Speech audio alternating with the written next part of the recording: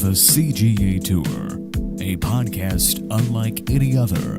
Now your host, Calvin Alexander. And welcome back here to the latest episode of the CGA Tour Podcast. As always here, I'm your host, Calvin Glen Alexander. And tonight's episode of the podcast here, I'm rejoined by a good friend of the podcast, fellow Oklahoma State graduate, and all-around sports ball knower, Brian Shrull. Thanks, the S man himself. Brian, how's it going? Overall sports ball knower. I think that needs to go on my resume. We got to put it down somewhere. I wouldn't be inviting you on here unless you did know some stuff here. I mean, you definitely are the person I talked to into talking to me some sense of is Mike going to be a good coach or a bad coach? Hopefully, I don't feel like you're too one way or the other. Is that fair? Yeah, but this year might swayed me. This year we were all one way. We were all one way for sure. But I don't think that you're past the point of no return. There's another person I could have that's a good friend, also a C grad. He's past it. He's been past it for I think 5 years. So, that is what it is. So I got to ask you instead here. Just getting right to it here. What do you think about the new hires overall? Just mean like it seems like every single coach on the roster, maybe Coach Wozniak might be returning as like co-running backs coach or some other position. It's not been official that he's no longer returning, but there's a new running backs coach coming in too. So that would kind of indicate something. And if so, that'd be everyone from the coaching staff from last year would be new to this next year, except for Gundy, of course.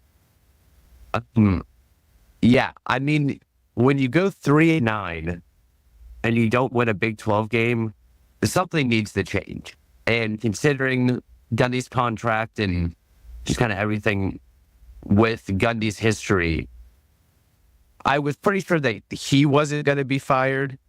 I mean, there was a small chance of like in my head of maybe they would make a move, but it just financially it just kind of, I mean, the history of him with Oklahoma State, I didn't think that was going to happen. So if you're not going to fire the head coach, things needed to change.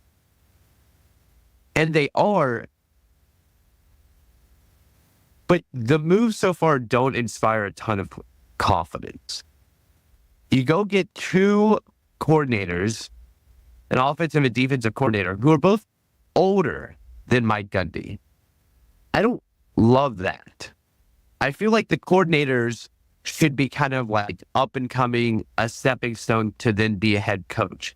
Not guys that have been around, jumped around a bunch, and maybe were in their prime 5 to 10 years ago, and now we're bringing them in. And I get, with Doug Meacham especially, like, he feels like he's a Gundy guy. And that's, I mean, similar to, like, Jerry Jones in Dallas. They like to get their people, and people they know that they can, like, work with that will kind of just follow their lead. And Meacham especially feels like he's kind of that. In 2024, what kind of new are they bringing? I feel like we're just going to be running old stuff, especially on the offensive side. Like, Meacham was great in 2014. What's 10 years later? And he got demoted in his last job. So, like, it kind of is like it's a change, but I don't necessarily know that it's an exciting change. Yeah, this to me is the way that you either go down with the ship, like this is Gundy's last season, and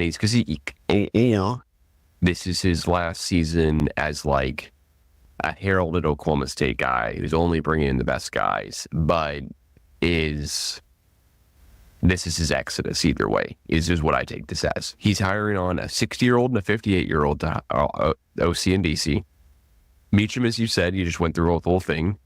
And then Todd Grantham from the New Orleans Saints defensive line coach. And granted, he's coached around. I'm not trying to devalue these guys. I'm just saying this is not Brennan Marion, who was running the go-go offense at a group of 5 school in UNLV, right? Like, he also, long story short, he was getting married, and I was like, oh, maybe we're getting him an interview, but he's getting married right now, so that would delay it a little bit. But that was like a hope and a dream, clearly. I was just hoping that we wouldn't be hiring a bunch of yes men. I don't know a better way to put it. It seems like we're hiring a bunch of good old boys that are Gundy's guys, and he knows will be great. Now I will say, the other position coaches here, Cooper Bassett, former Cowboy, but definitely on the younger side. Running back coach, definitely on the younger side through the state of Oklahoma. There are other guys here. It's not just, but to your point, it's a great point. You're not hiring somebody who's like, okay, rising through the ranks, and then they leave OSU to be an OC either at one of the top 2 conferences or a head coach somewhere else. Like this doesn't seem, we're hiring another wide receivers coach. Like this doesn't seem the greatest. We're hiring it's not a quarterback's coach. You don't see a lot of wide receiver coaches be elite offensive coordinators at a high level. And I could be wrong on that to some extent, but it's just not it's not like hey, you know what?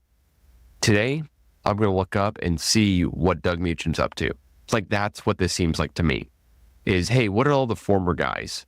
Kind of like, I've been listening to a ton of podcasts lately, and a bunch of them are talking about Bill Belichick back to North Carolina, right?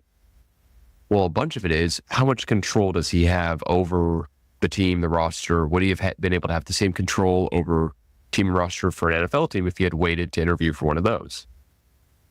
And all I keep thinking is, you know who definitely has the control is Gundy. He's just hiring a bunch of his guys. He's hiring Matt Patricia back to New England. Like, wait, what? What happened? I mean, it seems like that a little bit. Now we don't have the previous experience to really go off of. Doug Meacham was not an offensive coordinator for Oklahoma State. He was offensive coordinator somewhere else. Is this just a guy who's going to come in and Gundy's going to say, hey, it's my offense, we're running my offense completely, and it's not what Casey Dunn was running, and we're all going to see something different next year? Maybe. I'm willing to hope, but I just don't. This doesn't jump off the page, as you said, as like, oh, sweet, we got that guy in the door. And it doesn't seem it's like amazing, we got that guy in the door, and he's bringing in several other recruits or several other guys transferring in, or whatever the right terminology is there to justify it. Like, it's not like, oh, okay, you know what, we're getting an NFL guy to coach our D-line. We definitely could do better at D-line. We could do better with the whole defense last year. We went 0-9 in conference. So who's he bringing with him? And it's like, well, he kind of was coaching the NFL for a little bit, so no one's like just a gravitational pull just moving alongside him because he did 1 year in the NFL and he was done. It's like he's been on college football for a minute. Doug Meacham, kind of same boat, honestly. It just seems, reading through all of his history, he's not like a super players coach or super, hey, you know what I'm going to really try to do? I'm going to try to make sure that we hire Doug Meacham because he's a wide receivers coach, and I really just want to make sure we keep Shrull on the roster. That's my main thing. And like, one guy, one wide receiver, I'm not going to go crazy about it. It's, guys are going to transfer out. In fact, we got a running back from Oklahoma, OU yesterday, transfer in. Like, weird things happen. But that's where I stayed, at least, on it, is like, this is a bunch of, yep, got him, and I know I can do my thing, but it could go badly. It feels like two extremes. So you go from hiring Nardo, who has, what at the time seemed like no experience, like, we're going, where do you find this guy? To now, Gundy uses it of like, okay, well, you didn't like this, and it didn't work out, so I'm going to go the other way. I'm going to go old, tons of experience, and in the NFL. But like, what innovation is he bringing? I mean, he was just the D-line coach for the Saints that have one of the worst rushing defenses in the NFL. How does that inspire confidence for a defense that couldn't stop a rushing quarterback and that couldn't stop a running game? And now you're bringing in a guy that couldn't lead an NFL defense to stop the rush. It just does not inspire a ton of confidence. And And with Meacham, like, yeah, he had Trayvon Boykin back in 2014. He wins the Best OC award, and they have a great season. Kind of, he was like, I think he was like a co-OC with Seti Cumby, but he was falling the plays, I think, for the most part, for that TCU team. But the game has changed a lot in 10 years. And for an Oklahoma State offense that in 2013 there was promise, Bowman actually like performed well. Ollie was kind of like, okay, maybe this guy could win a Heisman.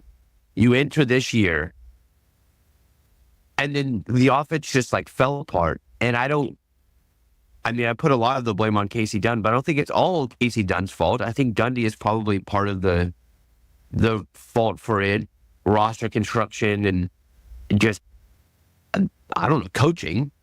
And it's the same guys. It's not like Ollie just got that much worse. Like, yeah, it looked like he kind of had lost a step. His agility was a little rough at times. He didn't look like he was making all the same cuts.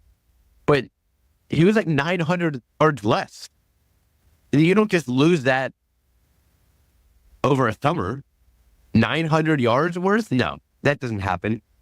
So now I'm bringing in a guy who is probably just going to be somewhat of a yes man, run what Gundy wants to run, maybe not be super innovative. And I hope I'm wrong. I really do. I don't see it.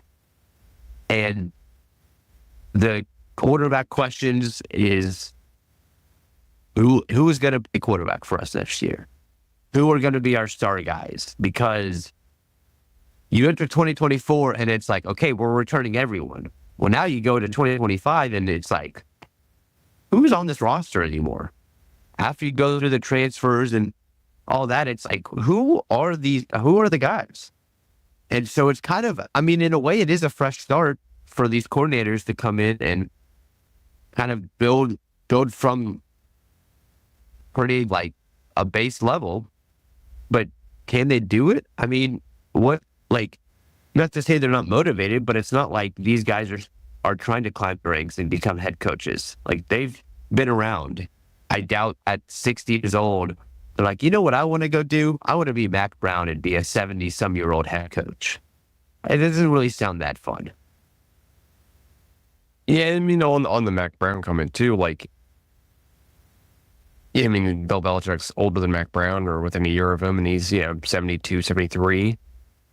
I don't think there's a ton of guys who are really just trying to go out there and coach in their 70s, but I'm hoping here with the age, this is more an indicator on how college football works. You don't need a 20 to 40-year-old guy who's going to travel down to, somewhere in Texas or Oklahoma or Arkansas or wherever and sit in a recruit's living room. It's now just like multiple, like, hey, we're sending you the contract. Do you like the contract? Can we win you on the contract? Can we win you on the visit? Type of deal. And I'm really hoping that is just really what we can take away from all this. As like, all right, well, you know what? I guess it just doesn't really matter that much anymore. Because if Bill Belichick's getting in the game, hard for me to imagine these 70-year-old guys going, I'm going to go wow a 4-star guy. I'm going to go sit in his room, hear what he has to say, and then try to talk really nicely to his parents and do all that type of stuff. Instead, I think it's multiple occasions. I think it's going to be, hey, you know who can talk ball real well? Oh, well, of course, both of us, but then also Doug Meacham and Todd Grantham. Like, they can just talk in a room full of donors your butt off about football. Like, they won't have an issue about that. And NIL donors, if they're like, hey, these guys know their stuff, yep, all checks out, then that's how it works. But on the other side of this, going back to what I said at the very beginning here, this also is, these are Gundy hires. There's no one going to be to blame at the end of the year except for Gundy if this goes wrong. Like, let's say we go through all next year and we're like, man, what did he see in these two guys? Like, why did he go from one extreme to the other on the defensive side? And then why did he go from hiring basically wide receiver coach to wide receiver coach? Granted here, Meacham does have experience in OC. It's with KU. KU football has not been good historically until maybe the last couple of seasons. They rushed the field when they beat us and became bowl eligible to kind of tell everyone just how incredible that was in 2022, and we did not do well. So I'm back to that 2012 feeling after that season. Like, oh, well, so we're going to run it back with Rangel, Gunnar Gundy, and then maybe Spencer Sanders will return. And then, of course, he didn't. We got Alan Bowman, and it was one of the more exciting seasons and one of the best seasons I've ever watched of Oklahoma State, where I just thought, wow, we have a really good coach. Like 2023 made me go, we're winning a lot of these close games, and the luck ratings up and all that type of stuff. We have a good head coach to be able to do that. You just don't do that by chance.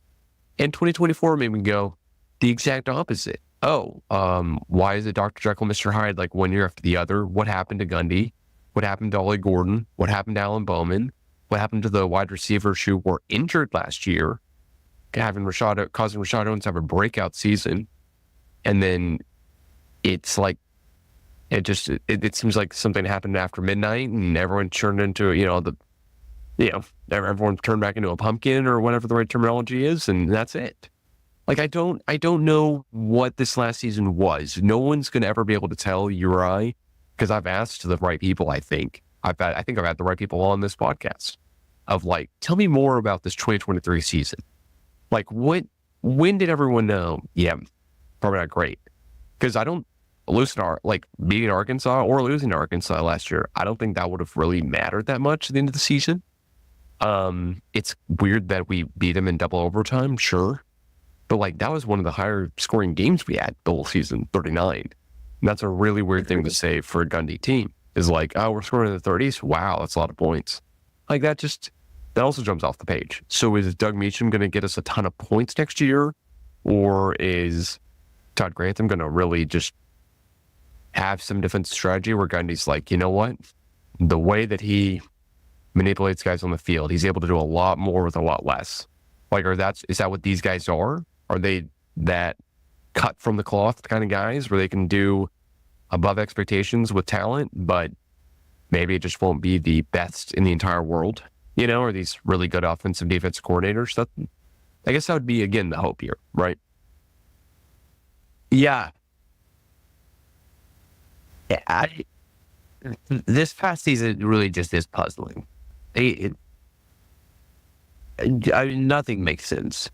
And maybe it was just like a blip. Like, I mean, when you look at a whole coaching career of Gundy, yeah, like, he's had so many 10-win seasons, and he has really turned the program around and changed it into what it is now. And in 10 years, you look and you'll be like, oh yeah, 3-9. Well, that was weird. What? Like, that doesn't make sense when you look through all of the seed. Like, 3-9, that's so straight. But now when you're in it and you're like, what in the world? Like, there was no reason they should have been this bad. And then they played some good, like, they played BYU really tough, really close in Provo. Like, okay, so this team clearly has elements to it that they could play with supposedly good teams. But it just, like, the whole totality of it is just very puzzling. And it's just not inspiring looking at what the possibilities are for next year. Yeah, and I'm wondering what the new contract for Gundy will look like too. There's a bunch of reports that he's getting, pay cut down, but is that just maybe an adjustment to the rollover clause? I mean, like what does his contract look like? Because, I mean, let's talk about guys aging. Gundy's closer to 60 than he is 50 at this point. He's 57. And in 3 years, are we going to say, yeah, as they're putting Gundy's name on the side of the stadium, yeah, that 2024 season was just bizarre? Or are we instead going to go, oh yeah, that was a season where we kind of knew. That was the season where it was like, oh, you know what, 2025 made it. That was the season where his last. Because Gundy's name will go up before he passes away on the side of the stadium in Boone Pickens Stadium. He will. He's the winningest head coach of all time. He played for the team, brought the team to historic success. But it doesn't mean you and I need to sit here and go, well, yeah, I guess he bought himself another 5 years. Because I just don't think he did. And clearly the Board of Regents don't. Clearly other fans do not think so. He said enough things in enough press conferences this year that would get a normal guy with only 5 years of tenure fired. Like, because Gundy has 20 years, this is a coach, this is a head coach. That makes it go, all right, 3-9, 0-9 in conference. Let's see what we got next year. Just regardless. I mean, it almost always should. And it apparently went all the way up into the wire of maybe he's going to be gone or not. So I'm really excited to see next year, but the excitement's not necessarily optimism. It's kind of excitement for like, okay, what will this look like now? Because the running back, the quarterback from the 2023 season, and I would say the best running back OSU's had in, I don't know, a decade? I don't want to bring it too far and really overstep, but like Ollie Gordon, where will his name be in your eyes? And like the Oklahoma State list of running backs under Coach Gundy. Like, for example, Kendall Hunter, Chuba Hubbard, Justice Hill, Jalen Warren. Like, where does he fit in those kind of group of guys? And I think he's really, really high up there. But next season will be without him, be without Stribling. It'll be without Owens. It'll be without Brendan Presley, of course. Of course, with Alan Bowman, the last Bedlam winning quarterback. Shout out to him for putting that in his bio. But you know, I mean, what will it look like next season? There's a bunch of excitement I have about that. Because like playing Oregon week 2, not thrilled. Just gotta say, at Oregon, not super excited. I'm glad Dylan Gabriel will graduate from college. I assume he won't get another year and stick around. I mean, he's a man of many colleges: UCF, UCLA for 1 week, OU, and of course now Oregon. So, shout out to him. He feels like Alan Bowman in a way. He does. You know, he also just didn't want to stay on the OU turf that long. He was like, you know what? Yeah, I can see the writing on the wall here. Need to get out. Jackson Arnold, name's on the writing on the wall. Maybe they bring a new OC and they're going to be incredible. I don't know. I have the only more fun I'd make of OU is the OU podcast guys set me up for failure 2 nights in a row. But that's it. You know, they just don't want to talk about Bedlam anymore.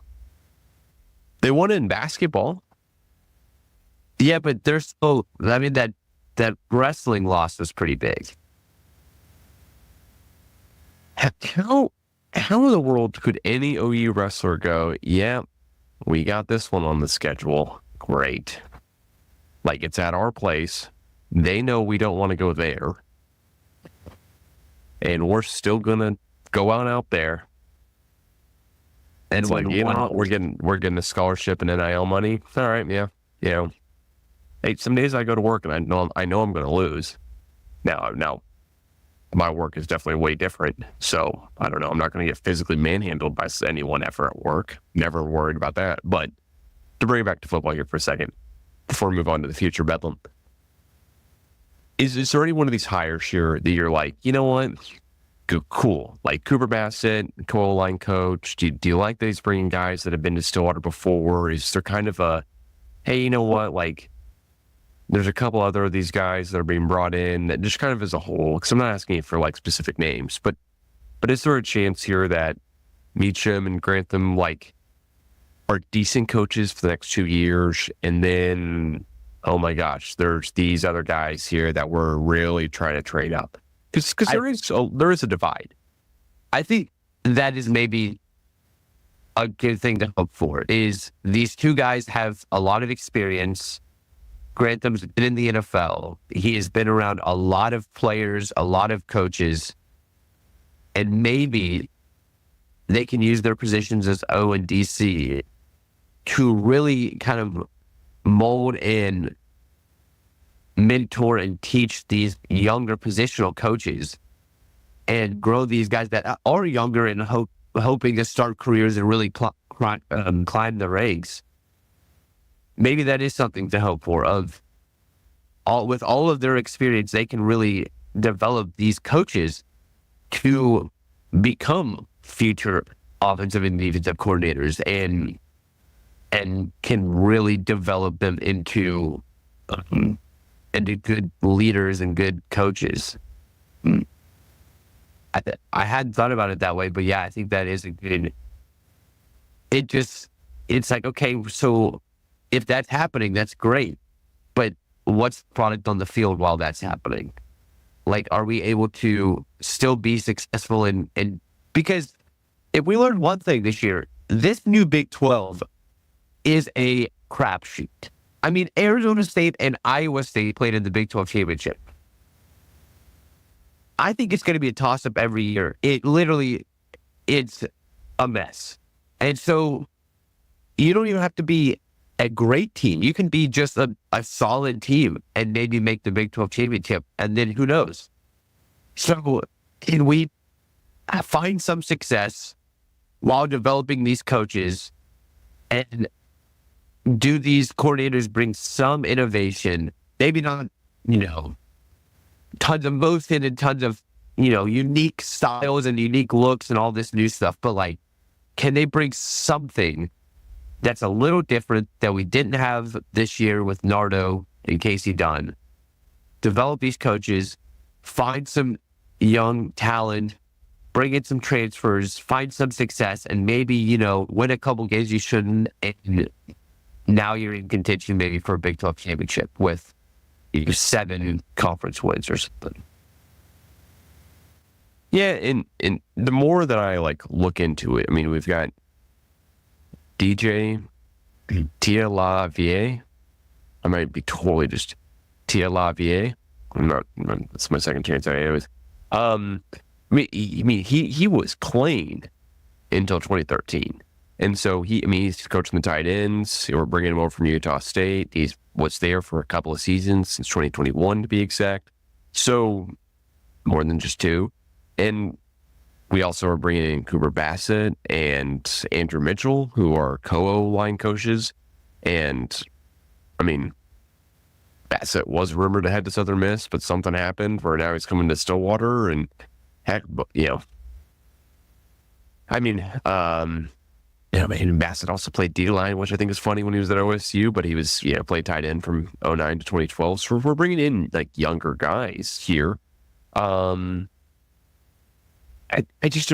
really hopeful, and that's the line I would want to take until proven otherwise, because Gundy has earned enough of hey, you have had good OCs and good DCs around. Like Jim Knowles wasn't forever ago. It was in 2020 at least, right?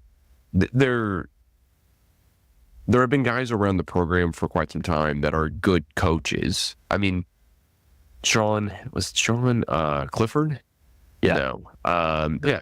Yes. Yeah, right. Yeah. And Mike Yursich. They left Oklahoma State to move to bigger programs. Did they move into the exact same role they were at Oklahoma State? No, I think they both moved into co-OC roles. They still moved into bigger programs from OSU. So I'm taking away that that's a positive for them. They moved maybe sideways if everyone's scheming it, but I think it's how do they sell themselves? How do they sell the next employer on all of that? Now, did it go great for them after they got there? No, but I'm not trying to look at every track record of every coach ever and go down the whole deep dive. They looked good at Oklahoma State, good enough where Texas and then Penn State, or let's see what we got here, right? Andrew Mitchell's got some coaching experience. Running backs coach is coming over from Illinois, and he was the guy who actually was coaching a Doak Walker finalist, Chase Brown, who's running back for the Bengals right now. So do I think any of these guys are absolute home runs? Are they super exciting? Are they the Brennan Marion? Are they the next OC wonderkind or whatever it is? Probably not, honestly. But could they be? I think so. I think a lot of these guys could be.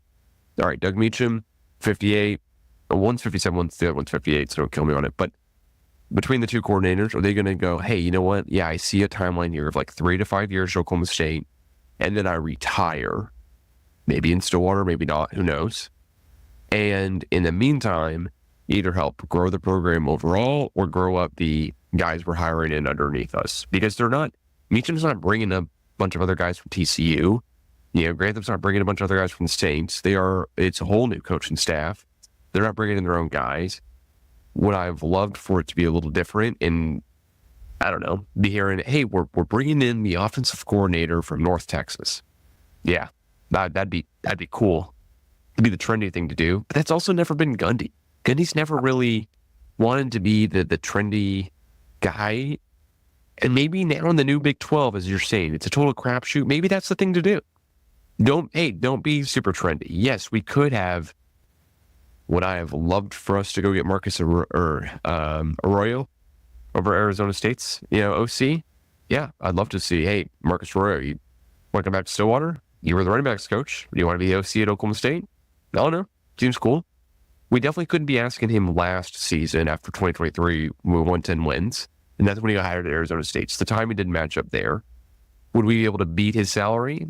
I don't know. It's really tough to figure out Arizona State's salary versus Oklahoma State's salary for this past season because only 2023 is available currently, so I can't just give all that data right now. But that's clearly not happening, and that's also maybe Arroyo's really good one year and not the greatest next year. He went 7-23 or 7-21 at UNLV. He didn't just light the world on fire at a lesser conference when he was head coach there. And that's, going back to it, he was at Oregon before him. So he had upward mobility as well, too, from Oklahoma State, being the running backs coach, then to Oregon, and then to UNLV, and then to Arizona State. Like, we're not doing the on-paper trendiest thing, but maybe that's not what we need to do. We need to be more Matt Campbell and Iowa State and go, you know what? If we can eke out 9-10 wins, we'll be in the Big 12 championship every single year. And then we're one game away from the playoffs. Like, is the Big 12 going to get 2 at-large bids next year? Probably not. Because the SEC seems pretty mad that they only got 3. I think 3 total teams. So, and they're pretty pissed off that the Big 10 got more than that. At least that's what everyone on ESPN and Fox is telling us.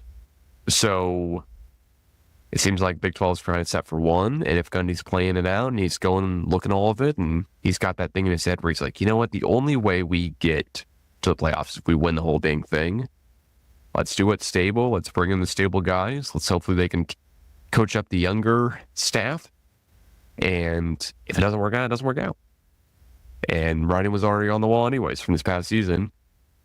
Gundy's being forced to do things he does not want to do, which historically is good, but doesn't always mean that we're going to be just over the moon. The one thing someone would say to you and I right now about Gundy is you should have fired him this offseason because you could have just started the whole thing anew right now, right here. You got 3 quarterbacks on the roster.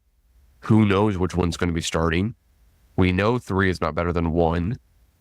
Because it didn't lead to a great 2024. It led to a fine 2023, to be honest. But it really good 2023, to be very honest.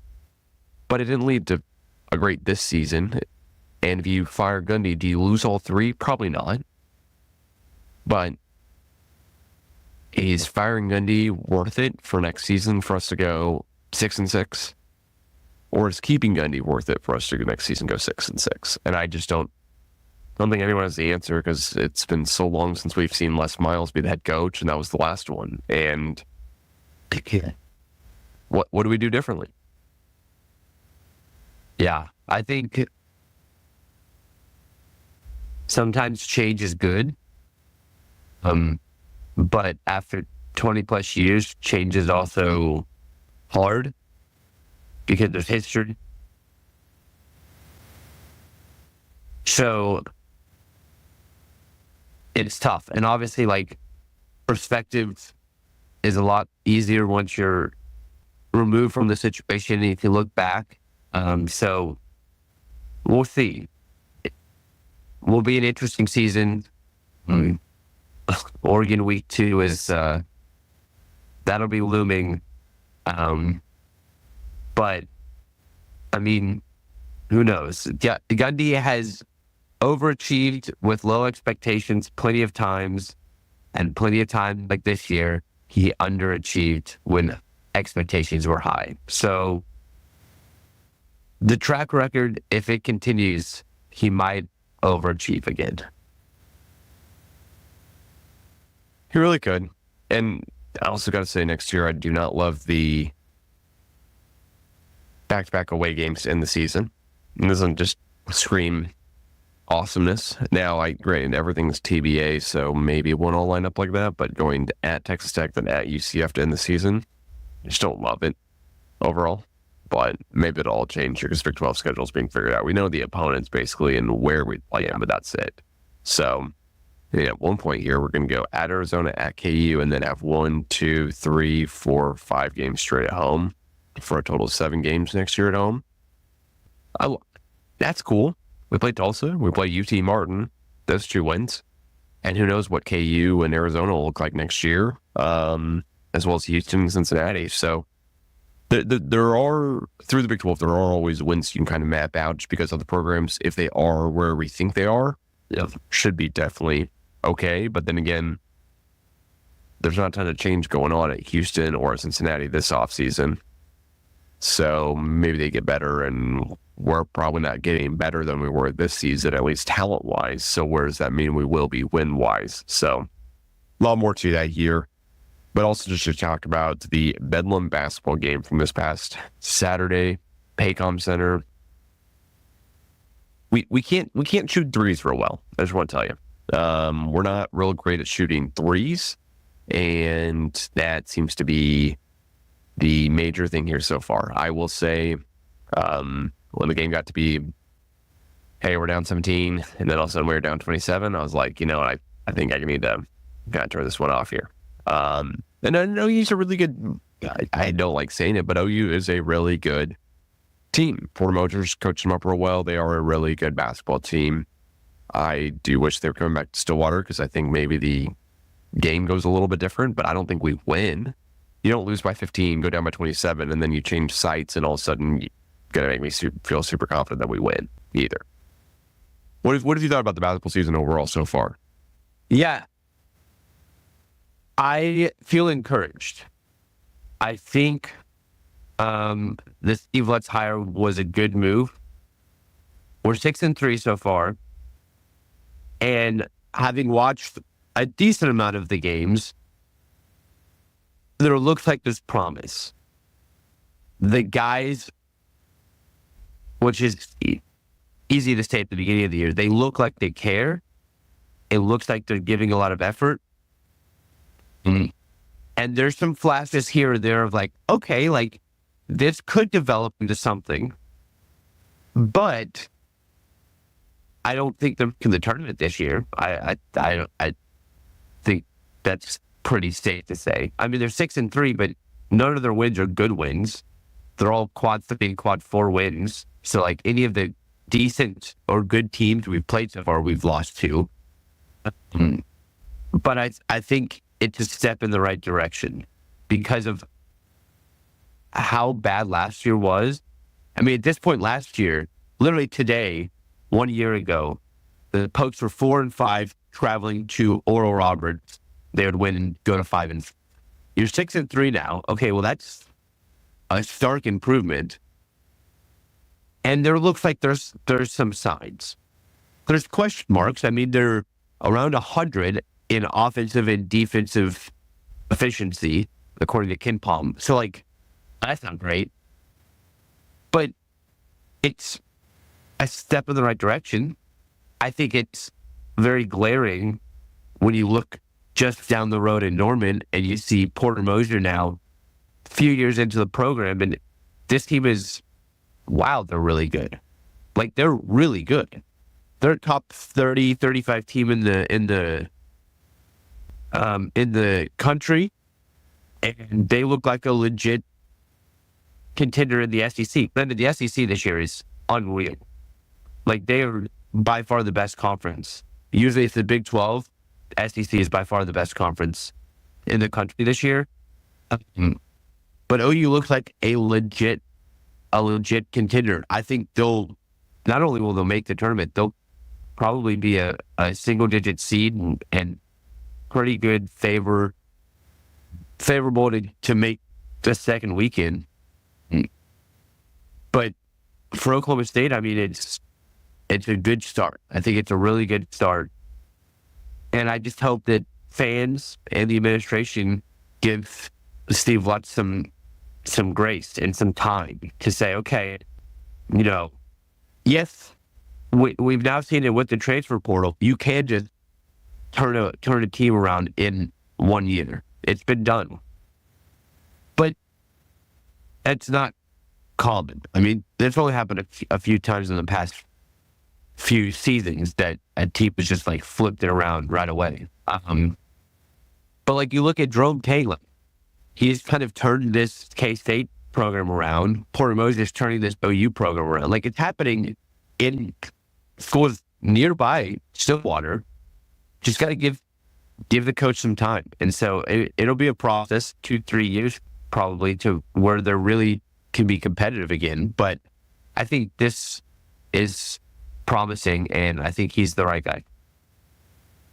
Yeah, he seems like the guy who will always keep the players really inspired and really just absolutely bring attitude and effort every single day, which is what you need to do when you're playing a schedule that goes from one day you play Houston, and then 5 days later you go to West Virginia, then 3 days later you host K-State, and then at some point, a week later you're going to BYU. Like the schedule is just a gauntlet every single night because of what you said in the Big 12. I mean, we host Arizona. Cool. We play at K-State. We play at Texas Tech. Like, yeah, we have Colorado and we Utah on the schedule too. But, man, I mean, Arizona State's no laughing stock of it. And they're standing-wise right now, they're doing pretty good in the Big 12. But, like, in this Big 12 standings, Houston's 6-3. They're not going to stay there. Arizona's 4-5. They're definitely not going to stay there. They've just played really tough teams so far. And I think right now we've got Tarleton State tomorrow. He's recording this on Tuesday. And then we play ORU Sunday. And then, there's break for, of course, Christmas and stuff like that. But then December 30th, we have Houston, West Virginia, and K-State, all three of those in a row. So that after this week, including Sunday, the next win I think we are in is January 11th. I'm not counting this out of any game particularly. But I when I see us play OU and I see a team go, you know what, we're just going to let them shoot threes. Like we're just going to let them shoot threes and see what they can do. And then we were 26% from the field in the first half, and OU's 51.6%. Like, I mean, we just not going to be good. OU had way more turnovers. In the paint, there's just discrepancy. G.G. Avery, the transfer from UCF, he's pretty darn good. I mean, he got 19 points up. He's 60% from the field, but that's the bright spot for this team right now. And I don't think, like you said, I think this team is NIT worthy at the best points of the season. And if they would have to really, really overachieve to make the tournament, because there's just so many other games on the roster where I'm like, you know what? I can see we have the heart and like the hustle and all those other great synonyms, but we do not have the talent or the guy or two to get us a bucket. Like Bryce Thompson is just not translated to be that guy who at the end of his career at Oklahoma State is going to be like a guy who just gets a bucket when we need one. And not every team has that. I mean, there's Utah, Colorado, I don't know how they're doing this year. They were not predicted to finish better than us in the Big 12, though, preseason-wise, so I'm pointing them out. We should do better than them. We should be beating them. There should be wins. But like the rest of the schedule, I'm not going to be super disheartened if at the end of it we are 15-15 and the end of the season's like, well, you know what? At least we beat Cincinnati last, on senior day. Like, I'm not going to be super upset about that at all. Like you said, give lots more time, get him time to bring his recruits. Porter Moser didn't have a great couple of first seasons at OU. Last year, of course, they hit that incredible dagger 3 to win the game in Bedlam. And it was just obnoxious because I just hated seeing that. But that's kind of what they were developing into and that they are now is OU and the other team in the state. And they're 14th in the country. Like you said, they're going to host or be at one of the host sides or be one of the best teams overall in the country at the end of the day. I don't see them falling from this. They seem like to have some sustained success. And as Lutz is trying to bring in his guys, he is a guy who formerly coached in Texas, so we know he can recruit in the state of Texas. He found Zach Edey, and then he's found some other guys too, like that he's recruited and been really pivotal in recruiting them. So what more recruits can he bring in? Who can he bring into Stillwater? Who are those recruits? What can happen? But I'm going back to less big picture stuff and more just the season, really hopeful overall. So, yeah. The Big 12 always gives opportunities. If they can make a run, there's tons of quad 1, quad 2 opportunities to really make a name for yourself and build a resume that would make a committee have to at least think about you.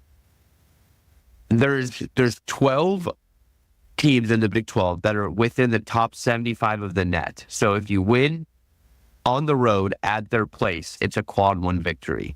Granted, winning on the road is very difficult to do in college basketball, but there's 12 of those schools all the way down to Colorado. So there's possibilities. But there's also a lot of really good teams. And when you're a team that's kind of like trying to find its new identity, kind of just trying to start to build something, the gauntlet of the Big 12 schedule can really get away from you fast. When you're on the road at Houston, when you're on the road at Kansas, you bring in Iowa State, it's like, is there ever a break? And those breaks are, well, you're playing like TCU or Kansas State, which are kind of around your same area that you are right now. That's your break. And that means you're just playing comparable teams, not better teams. And so it can really get away from you. So we'll see how Lutz does just kind of this gauntlet of a conference schedule that they're about to embark on. But I at least feel good about where they are on December 17th. I think I've seen some bright spots. I've seen good things. You know what wasn't good though? The Bedlam basketball game, that attendance, the building looked a bit empty. Yeah, it doesn't feel like Bedlam unless it's played like at OU or at OSU, honestly.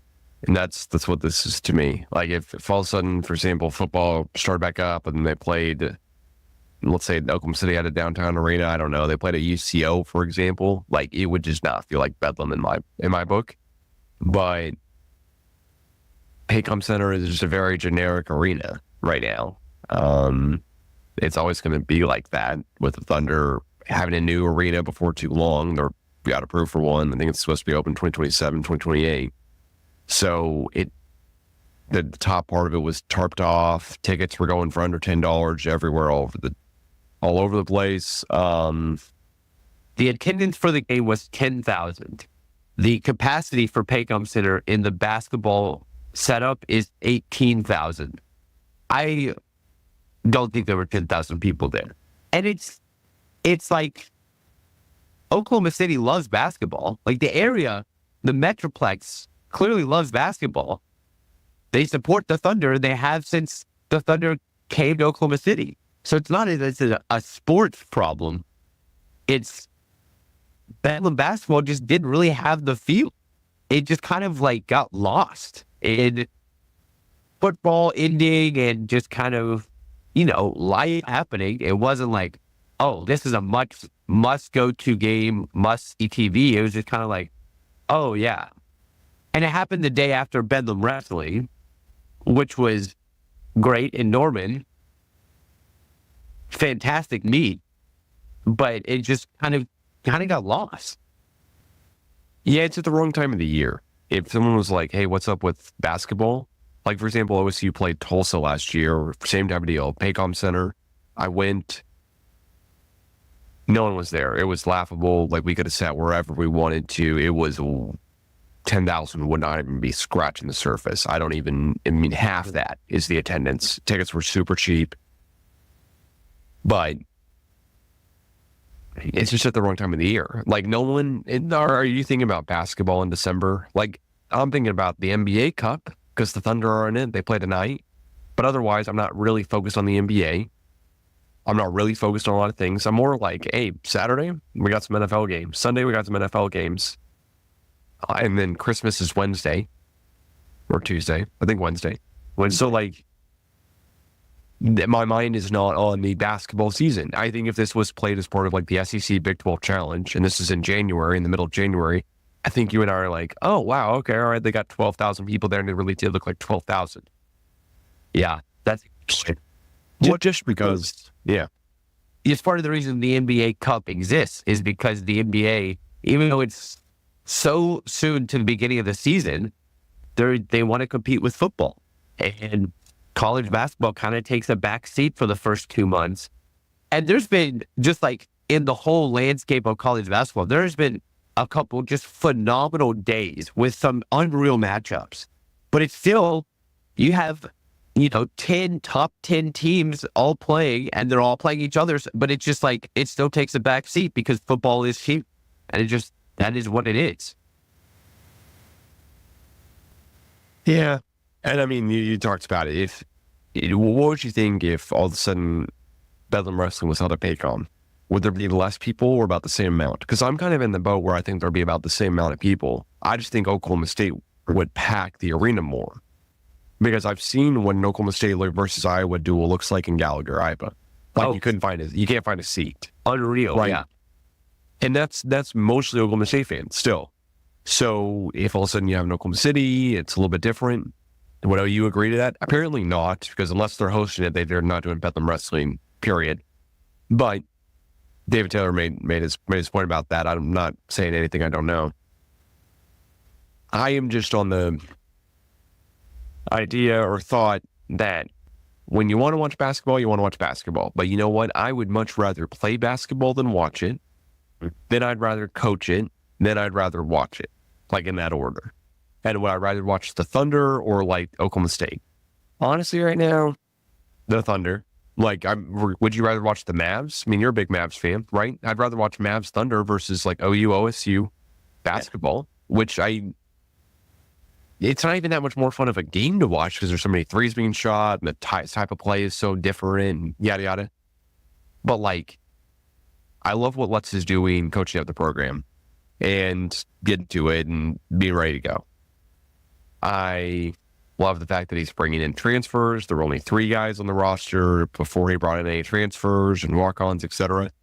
Awesome job filling out the roster with other guys that will make us look like a college basketball team and not get embarrassed any night. And that's what I'm really, really looking forward to this season. Is there going to be a time where we look like we get embarrassed after we lose probably, well, more than likely, 3 in a row here, Houston, West Virginia, and then K-State? How are we going to look like in that 4th game where we got Utah? Like in that 4th game, are we going to look, 4th game of the Big 12 slate? Are we going to look decent? Are we going to come out firing? Or is the energy still going to be up? Or are we kind of going to look worn down like we have in years past, whenever it looked like Boyden had just been harping on the guys for a while and this message wasn't getting through? So that's where I'm kind of going. You know what? On these types of games here where we're big to finish 13th in the Big 12 preseason, what does it look like? Can we get a couple of wins? Could we beat Baylor once? Could we beat KU once? Can we make sure that those are close games? Hunter Dickinson's probably he's probably older than I was when I graduated from OSU. And I did 6 years. So what's he going to look like? How are we going to guard him? Is Chichi Avery going to go off for 20 points every single night for us to stay in games? It's probably not sustainable. But I'm very hopeful for the basketball season, and I'm very optimistic because it looks really good right now. And the amount of hustle. We're just also, in the Ken Baum stats here, we're just also playing the 151st team in the country average-wise on defensive rating. But offensive rating, we're playing on average the 47th team in the country. So, in that rating, the 81st. So about even. It all is going to adjust out. And we're 90th in luck. Like, it gives kind of a better speculation. But I'm not going, we're 6-3. Awesome. Yeah. But I do agree with what you said. Last year, we were 4-5 at the same point. 9 games in. And definitely had a different feel than this season, for sure. I do like that we're top 20 in tempo. That just if you know you don't really have the shooters and you kind of are just trying to like figure out what you got and you don't necessarily have the top talent, play fast. Go run up and down the court, guard them hard, press them, go like fast breaks, just play fast. That's exciting. And maybe you kind of throw a team off. If someone, you play a team that's a little slower and you just try to play them fast, you can get them off their game. So I like that doesn't feel like something you would have seen with Mike Boynton. I don't think that team would have just like up and down the whole time. This team kind of feels like, no, they're going to move the ball. They're going to push it a lot more possessions, a lot more chances for both teams to score, but turnover and just other stuff happening. That's a great point. Yeah, because we are first in the Big 12 in adjusted tempo. And the next team is Arizona, which I respect a lot, and they're 26th. So, I mean, being top 20, having Arizona right below you next in the Big 12, like that makes me feel confident that we'll stay in games, that we'll look competitive, and it'll be a fun basketball season to watch. Yeah, because last year at the end it was tough. So, yeah. All right. Well, any other thoughts here as we wrap this one up here about Bedlam and the future of it? You just don't want to see it played in Paycom, or you wanted to see it played in January? I think later in the year would be good. Kind of as a little bit of a respite from the Big 12 slate for you from the SEC slate as a one-off kind of like, if you can, especially if you can play it on Saturday or a Wednesday, play it at Paycom. That's fine. It just like, because it's bigger than both Gallagher and I forget what they call it in the Noble Center, right? In Norman. Like Paycom's bigger, so if you don't fill it up, it's gonna feel big and kind of empty. That's just, it is what it is. I think it'd be great to be. I always think games played at home gym are gonna be better than neutral sites, just because college basketball, part of the fun of it is the atmosphere. It's what makes it different from the NBA. Well, a few things. The players aren't as good and they shoot less threes and whatever. But the atmosphere is what makes college basketball and what makes March Madness and all of that. Like, that's why we love college basketball. It's the atmosphere. So bring it back to the campuses, play it in January, but keep them playing it. Like, Bedlam should continue to be a thing. And then I'm willing for either athletic department or probably both to take this idea from me here. Have a Bedlam weekend. Have baseball, February 21st is the first home game at O'Brate. Then have wrestling. Then have basketball in some order, all in Oklahoma City. You have the sites to have it at. And softball. And softball. In Oklahoma City. Cross country. Tennis. I'm not trying to say cross country is right after softball, by the way. I'm just not. Yeah. But equestrian, does OU have an equestrian team? We can find out. Let's get all of it in there. Track and field. Like, let's really push for every single sport possible. Gymnastics. Or you got gymnastics? We don't. We could add it. Who say no? Just have it all Bedlam. Have a Bedlam weekend. Bedlam week, maybe now, because we've been included so many sports. So, yeah. I don't know. Wanted to throw that idea out there because I think that would attract a ton of fans. Maybe there'd be a little Bedlam worn out, but the farther we get away from having Bedlam football, the more we have to involve the other sports. So just kind of part of it overall. So anyways, if you're not already, please subscribe here down below, especially if you're listening to this late in the podcast, and then like, comment, share the CGA Tour with a friend and a fan of Oklahoma State sports. Brian Shrull, the yes man himself, the football knower. Thanks so much for joining here on the latest episode of the CGA